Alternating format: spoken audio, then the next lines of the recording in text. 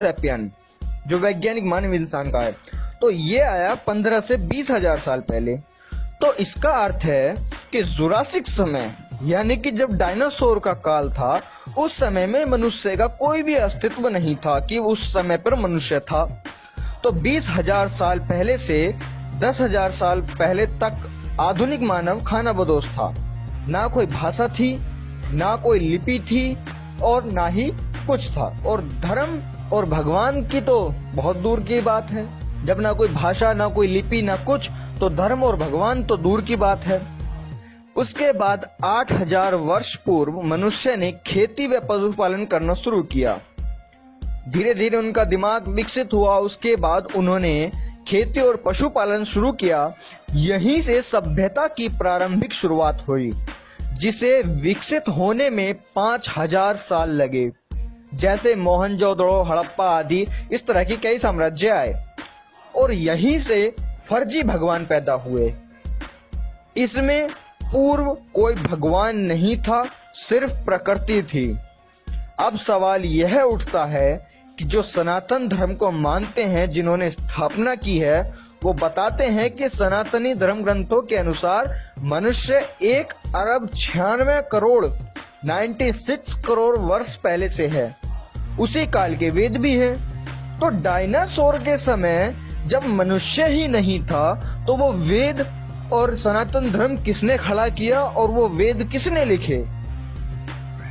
दूसरी बात, ब्रह्मा, विष्णु, महेश समेत हमारे तमाम देवी देवता जो करोड़ों साल पहले सुंदर आभूषण और कपड़े पहनते थे, तो क्या करोड़ों वर्ष पहले कपड़े का आविष्कार हुआ?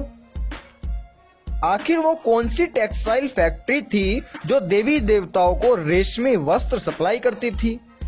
क्योंकि आजकल यदि कोई भी कपड़ा होता है तो उसकी फैक्ट्री या उसकी कंपनी का तुरंत एडवर्टाइजमेंट शुरू हो जाता है। मान लिया मैं कभी रेमंड के कपड़े पहन के आता हूँ, तो उसके बाद मुझसे कोई पूछता है तो मैं रेमंड का दिखाता हूँ। टीवी पे उसका एडवर्टाइजमेंट चलती है कि ये रेमंड की फैक्ट्री है, ये रेमंड जो है कपड़े निकाल रहा है। तो उस टाइम वो कौन सी टेक्सटाइल फैक्ट्री थी, आज तक किसी ने नहीं बताया, जो उनको भगवानों को वस्त्र देती थी। तो फिर वो कपड़े कहाँ से आए? दूसरी बात, करोड़ों साल पहले, ये लोग बोलते हैं ना कि करोड़ों वर्ष पूर्व है, तो मैं उसीलिए करोड़ों बोल रहा हूँ। तो करोड़ों साल पहले, करोड़ों वर्ष पूर्व जो देवी देवता थे, वो नुकीले और धारदार हथियार रखते थे, जो कि टेक्निकली बनाए गए हैं। उसके बाद में धनुष हो गया, तलवार हो गई, बंदूक हो गई। अब बंदूक तो नहीं थी उनके पास, तलवारें थी, तीर थे, धनुष था, इस तरह के धारदार हथियार थे। जबकि आदि मानव 20,000 साल पहले, जो आदि मानव थे वो 20,000 साल पहले कंकड़ और पत्थर से काम चलाते थे। आपने डिस्कवरी चैनल्स में भी देखा होगा, वो पत्थर का चाकू बनाते हैं, पत्थर को नुकीला बनाते हैं। अगर वो हथियार पहले से ही थे तो उन आदिवासियों के पास वो टेक्नोलॉजी होनी चाहिए थी। वो क्यों पत्थर का इस्तेमाल करते थे? क्योंकि उस समय पर इतना टेक्निकल विकास नहीं था। तो करोड़ों वर्ष पूर्व उनके पास वो हथियार कहाँ से आए? ऐसी कौन सी फैक्ट्री थी जो उनको वो हथियार सप्लाई करती थी? अगर हमारे देवी देवता करोड़ों साल पहले इतने आधुनिक थे, तो उन्होंने खुद के चलने के लिए मोटरसाइकिल या कार को क्यों नहीं बनाया? क्यों घोड़ी, हाथे पर और बैल की सवारी करते थे? अब आप कहोगे कि वो तो उड़ते थे, और जब वो उड़ते ही थे, सबके पास ये शक्तियां थी, तो वो हाथी, घोड़े और रथ का इस्तेमाल क्यों करते थे? और जब हाथी, घोड़े और बैल की सवारी करते थे, तो उन्हें कार या मोटरसाइकिल भी बनानी चाहिए थी, लेकिन नहीं बनाई। तो यह बात साफ है कि धरती पर पहले इंसान आया और फिर भगवान। लेकिन महत्वपूर्ण बात यह है कि भगवान ने इंसान को नहीं बनाया, इंसान ने भगवान को बनाया है। अब दूसरी बात स्पष्ट है कि धर्म को खड़ा करने के लिए झूठ बोला गया है कि ये धर्म करोड़ों वर्ष से है। ये सारे भगवान, देवी देवता 10,000 साल के अंदर ही पैदा हुए हैं। और एक बात मैं आपको यही बता देना चाहता हूँ, जो हम जैसे लोगों के लिए सवाल किए जाते हैं, कमेंट्स अप्लाई किए जाते हैं कि ये हिंदू धर्म का मजाक मत उड़ाओ, हिंदू धर्म का क्यों मजाक उड़ाते हो, क्यों बंटवारा करने में लगे हो। अरे भाई, एक बात बताइए, यदि मैं भगवानों पर सवाल खड़े करता हूँ या उनके बारे में पूछता हूँ, तो उसमें बदनामी कहाँ है, उसकी बेइज्जती कहाँ है, उसका मजाक कहाँ उड़ रहा है? और अगर ये मजाक ही है, अगर ये मजाक है, मान लिया मैं मजाक को सच बोलता हूँ और वो मजाक है, वो अपमान है, तो उस अपमान को हम क्यों साथ में लेकर घूम रहे हैं? तो स्पष्ट बात ये है कि भाई भगवानों का अपने मन से भ्रम निकाल दो। भगवान ने इंसान को नहीं बनाया, इंसान ने भगवान को बनाया है। धर्म सिर्फ और सिर्फ कुछ लोगों के खर्चे चलाने के लिए, कुछ खास लोगों के खर्चे चलाने के लिए बनाया गया है और उसको फैलाया जा रहा है। धर्म का सिर्फ और सिर्फ एक मकसद है, कुछ खास लोगों की कमाई, और कुछ नहीं है इस धर्म का मकसद।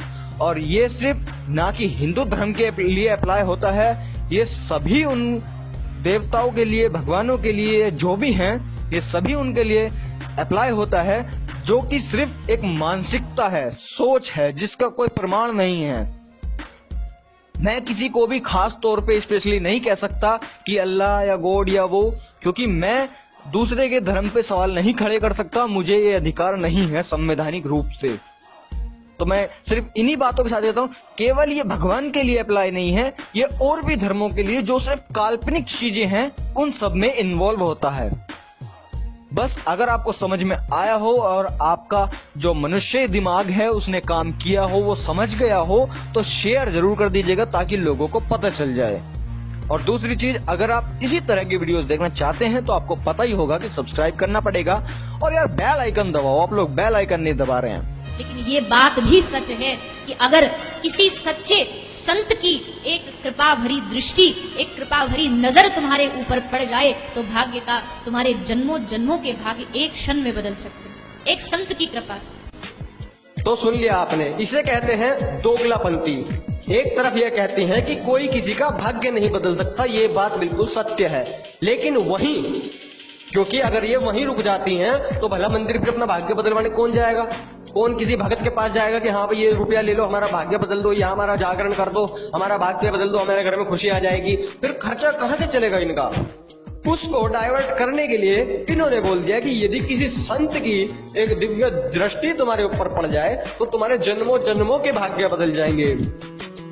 वैसे ऐसा होना तो असंभव है, पर चलिए फिर भी इनके आगे की बात सुनते हैं कि और क्या कहती हैं। हाँ, ये बात अलग है कि तुम संतों के पास भाग्य बदलवाने मत जाना। तुम जाके मत कहना कि महाराज कोई गंडा दे दो, कोई मंत्र दे दो, कोई यंत्र दे दो जिससे हमारे भाग्य बदल।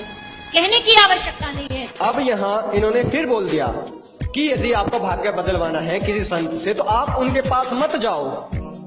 आपको उनके पास नहीं जाना है कि हे महाराज, हे गुरुदेव, हे फलाना देव, आप ये पैसे ले लीजिए, हमारा जागरण कर दीजिए, हमारे भाग्य बदल दीजिए। इन्होंने खुद कहा है कि आपको संतों के पास नहीं जाना है, लेकिन कुछ मूर्ख अंधभक्त ऐसे होते हैं, इनकी इस बात को सुनने के लिए भी, इस बात को सुनने के बाद भी जाते हैं। लेकिन वो क्यों जाते हैं, जरा वो भी सुनिए। तुम्हारी भक्ति में जब शक्ति होगी तो कोई संत प्रसन्न होकर के ऐसी कृपा भरी नजर तुम्हारे ऊपर डालेंगे, जीवन बदल जाएगा, एक क्षण में बदल जाएगा। अब आपने सुन लिया कि वहीं दूसरी तरफ इन्होंने बोल दिया कि यदि तुम्हारी भक्ति में शक्ति होगी। भाई साधारण सी बात है, यदि किसी की भक्ति करनी है तो भक्ति के लिए भगवान चाहिए, फिर भगवान का एक गाइडर चाहिए। अब गाइडर के पास अगर जाना पड़ेगा भगवान की भक्ति करनी तो मंदिर जाना चाहिए। अब ये पहले बोल रही थी कि तुम किसी साधु संत के पास मत जाओ, किसी भगवान ब्राह्मण के पास मत जाओ, वो खुद आएंगे। अब भक्ति करनी है तो जाना पड़ेगा, और जाना पड़ेगा क्या मतलब हो गया कि लोग जा रहे हैं। लोगों ने उस पहली बात को नहीं पकड़ा तो किस बात को पकड़ा, ये दूसरी वाली बात को, कि यदि तुम्हारी भक्ति में शक्ति होगी तभी वो तुम्हारे ऊपर आएंगे और तुम्हारे ऊपर एक नजर डालेंगे। नजर मतलब देखना, सिर्फ एक बार देखा और भाग्य बदल गया। अब लगा लो इसका आप साइंटिफिक रीजन कि कितने % ऐसा हो सकता है और कितने % नहीं। ये आज विज्ञान की दुनिया में अपने चमत्कारों को जोड़ रही हैं, लेकिन मेरे हिसाब से यह असंभव है। और अगर कुछ समझ में आया हो तो कृपया आगे जरूर शेयर कर देना। और मैं कहना चाहता हूं उन लोगों से जो कि वीडियोस के नीचे कमेंट्स करते हैं, यदि किसी को कोई आपत्ति होती है तो कृपया कमेंट में अपना नंबर छोड़ दे, मैं खुद कॉल करके उससे वार्तालाप कर लूंगा। ठीक है भाई, तो मैं इतना कहना चाहूंगा, कृपया शेयर जरूर कर दे ताकि लोगों को कुछ समझ में आ सके।